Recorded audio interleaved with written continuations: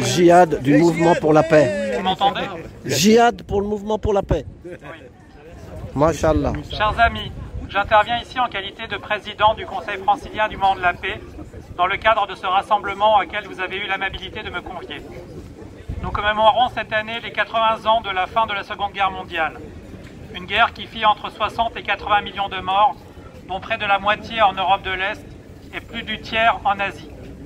Les peuples soviétiques et chinois payèrent un tribut humain particulièrement lourd dans ce conflit et apportèrent une contribution essentielle à la défaite des barbaries nazies et impérialistes japonaises.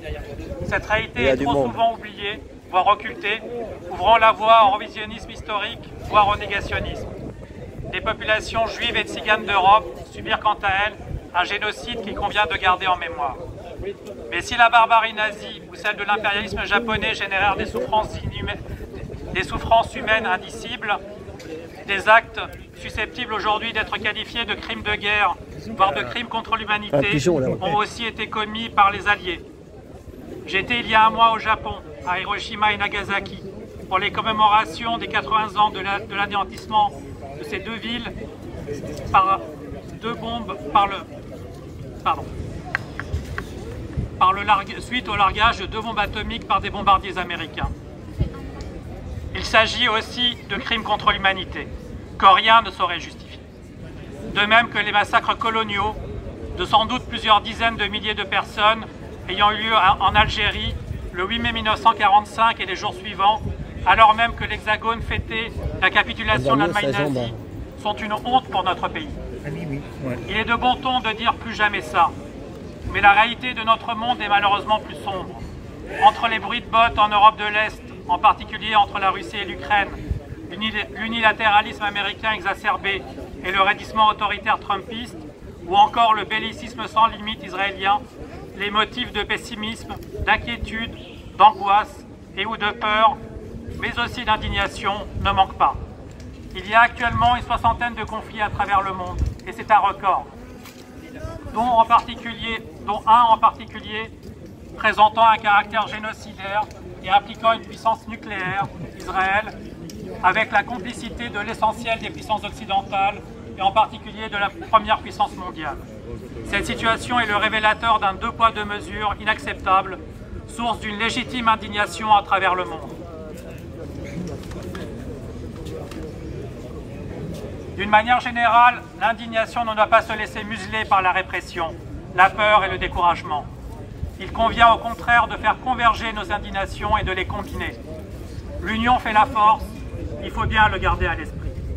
Et se garder des fauteurs de division, mais aussi parfois de nos propres préjugés. Non, par exemple, la Chine n'est pas notre ennemi, comme Trump ou d'autres voudraient nous le faire croire, mais une grande puissance relativement pacifique, dont l'émergence est révélatrice d'une évolution du monde irréversible. Notre monde est en train de devenir multipolaire et l'unilatéralisme, l'interventionnisme et ou les guerres impérialistes ne peuvent y demeurer des modes de régulation acceptables des relations internationales. Ceci sous peine d'une nouvelle guerre mondiale aux conséquences imprévisibles lors de laquelle une forme de suicide collectif atomique ne serait pas à écarter. Le choix du multilatéralisme et de la promotion de la compréhension mutuelle, une communauté de destin de l'humanité, est donc impératif si nous voulons écarter durablement ce risque d'une fuite en avant vers le pire.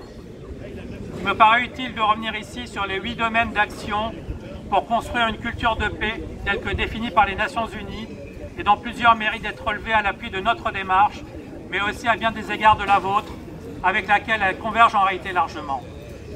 Renforcer la culture de paix par l'éducation, par exemple. Promouvoir la paix et la sécurité internationale.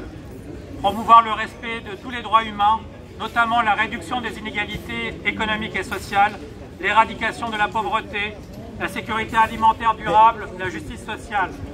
Promouvoir le développement économique et social durable. Assurer l'égalité entre les hommes et les femmes.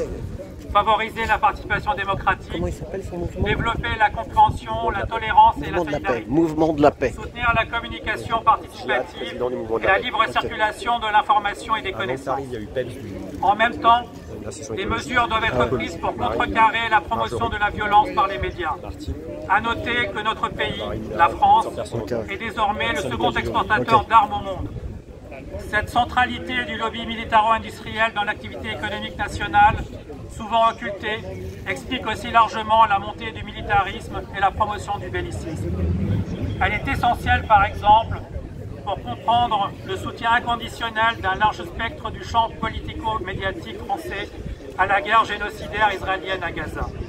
À bien des égards, Gaza sert depuis 2 ans de champ d'expérimentation grandeur nature à l'industrie de l'armement, ses habitants de facto et cyniquement de cobayes humains.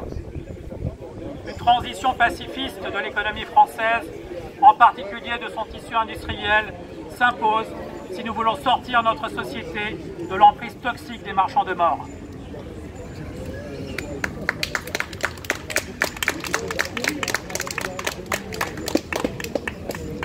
Et ben voilà, c'était Merci Djihad du Mouvement pour la paix, pour la paix. président du Mouvement pour la paix.